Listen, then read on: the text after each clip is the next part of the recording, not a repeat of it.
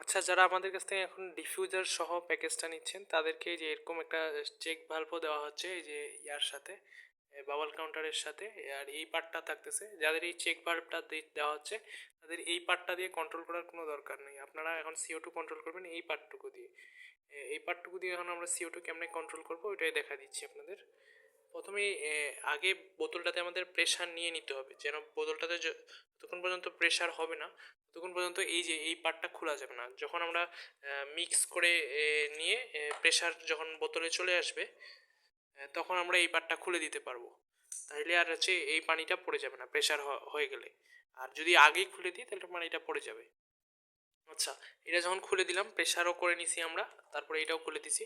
Just এখন আমরা CO2টা control করার জন্য এই যে এই অপশন, এই যে মাথার মতো যেই পার্টটুকু আছে, এই যে এইটা, এই যে এটা এটা ঘুরাইলে CO2 আমাদের ওপেন হয়ে যাবে।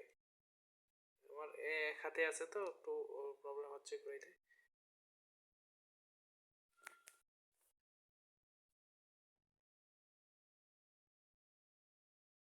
এই যে আমি ঘুরাইলাম।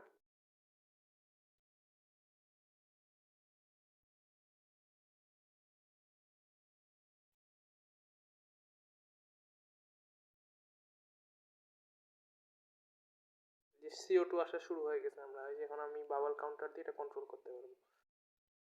এই যে এই যে বাবল কাউন্টার দিয়ে CO2 উঠতেছে আমাদের কন্টিনিউয়াসলি, আমি কিন্তু কন্ট্রোল করতেছি এই পার্টটুকু দিয়ে।